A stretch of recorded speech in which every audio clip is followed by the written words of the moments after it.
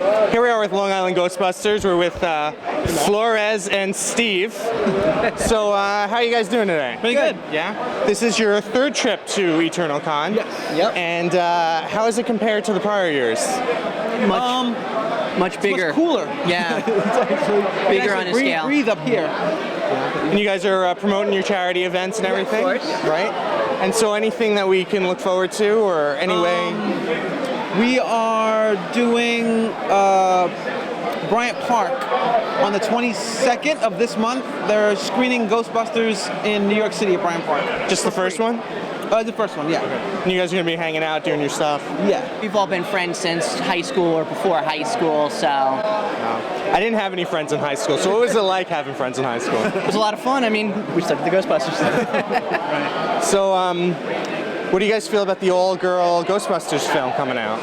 I love it. I think that anything that pushes Ghostbusters to the next level of fandom, only because other fans, like Star Wars and all the Avengers and the Marvel superheroes, the DC superheroes, have become so much bigger now, and Ghostbusters has kind of fallen on the wayside, that anything that helps make Ghostbusters more popular is good. And you guys are hoping that Harold Ramis will somehow still make an appearance, right? Yeah, Hopefully. his ghost will be in the background somewhere. All right, so you guys, I look at it this way. I'll wait till I see it to see how the movie is. you guys have a website or anything? Yes, you can go to LongIslandGhostbusters.com. yes. All right, sweet. See you there. Here we are with C. Evan Gray, and how you doing? You made this, right? You want to Yes. talk about that a little bit? Oh, well, this is a piece I call the Double Mickey. It's a Mickey mech. It's basically it's a Mickey Mouse that's a suburban robot, and inside we got the pilot. That's Mickey Mouse with big red eyes and 8 arms. That's cool. How long did it take to make this? To build a big piece like this, like the 2 out in front, it takes me about a year to conceive it and build it, because you got to have the parts, you got to have the idea, and I roll with it. And every year I put a piece out in front of the house, and I put it out for a certain time, and then I have to take it down when the town gets at me. Do you sell these at any point? If someone I've says, sold I really a few love this? pieces here and there, and I'm looking to sell this today. What are you selling it for? At least $5,000. How many pieces do you think you've made over the years? Oh, I got at least a good couple hundred. 100? Not the big ones. Yeah. I got How'd you get small into ones. this? Ever since I'm little, I have like an eidetic memory, and I memorize junk. It's not good for school or anything else, but if I see something, it's in here. And all of a sudden at nighttime, I start twitching, and then I wake up at 3 in the morning and start having to cut and pack and build, or I'll write down my ideas, but it just comes to me. Like 2 pieces would just float in my head, and all of a sudden it says put them together, and then I come across with something like this, That's awesome. This I call first flight. I figured, and since we're at Aviation Hall of Flight, this is primordial flight. The first bird to fly didn't have wings. He had a little prop. Where can we get your stuff for those who can't make the convention? C. Evan Gray online, cevangray.com, and that's it. That's it. Great. Thank you very much. Thank you very much. Bye. Here we are with Keith Caramello, the tattoo mentor. That's me. Yes, and you are promoting your tattoo art here at Eternal Con. You want to go into that a little bit? Yeah, no, I thought it would be a great thing to come to Eternal Con. It's in my home of Long Island. I'm in Oceanside, New York. I thought it would be great to present something a little different. I'm a student of pop culture and comics and TV, and it reflects in my tattoo work and my illustration work. So I just wanted to come here and maybe just present something different and cross over to the comic community. So where is your tattoo shop?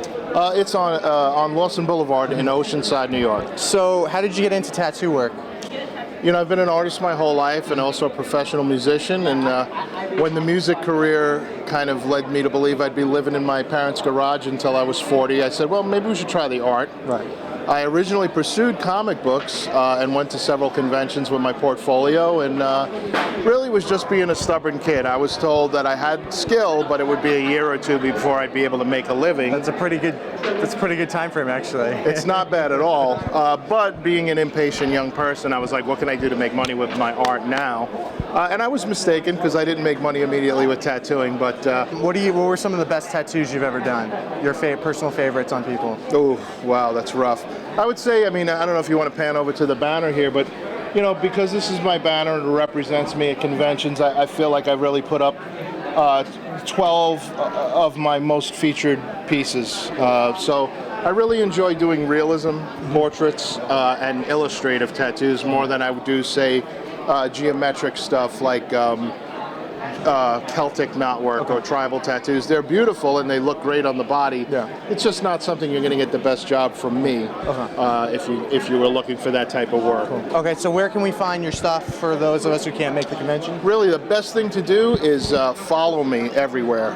Twitter, Instagram. Simply, if you lose any of this information, tattoosbykeith.com. Go to tattoosbykeith.com.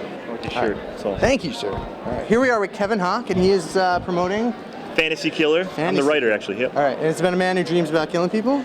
Yes, it's a frustrated retail worker. Is it really? Yeah, Oh my and God. he's so tired of his normal life. He starts having these crazy daydreams that he's killing people. When he's having them, he thinks it's really happening, and he's slowly getting more violent in real life as well. So he's losing his grip on what's actually happening. Are you concerned that it might mimic real life a little too much? I have people come up to me and like, is this about me? Like people I don't know. I'm just like, I hope you don't actually kill people, but other than that, probably. I mean, I used to work in retail, and I just thought it'd be a funny idea to. Right. And it seems like a lot of people identify with it. Yeah. It's not. So how do you everybody. get into getting something like this produced? I do it all myself. Yeah? I have a guy who prints them in Baltimore for me. He's a local guy. I get it, and I actually staple them and fold them myself. Wow. I always tell people it's made with love, which is funny because it's a horror book. But I mean, it's just.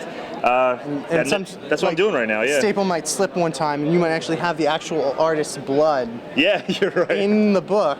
Right. Yeah. Some and then, DNA. And then we're gonna charge you twice as much for that one. But right. yeah, no, that's just how I'm doing it now. I'm just total grassroots, like, Cool. yeah. Where can we get it for those of us not at the convention? HandsomeDevilComics.com. Yeah, handsome. Fancy Killer Comic on Facebook. Okay, cool. Yeah. Great, wonderful. Thank you very much. Thank you very much. Yeah. Okay, here I am with Doug Randazzo, and what are you promoting today? I'm promoting my horror comic anthology, Insane Tales from the Dead. Insane Tales from the Dead. What's that about? What I'm doing is trying to bring back a retro horror, like in the style of creepy, eerie, Warren Publications. Also like Skywall Publications from the '70s, but add a newer feel to it. But it still maintains like a raw edge. Pretty much the Grim Reapers, the Host, two short tales of horror and the macabre. And this is self-produced? Self-produced. Okay, so how does somebody self-produce a comic book? What's God! the I detail? mean, with the first issue, I did everything: edit, writing, art, coloring.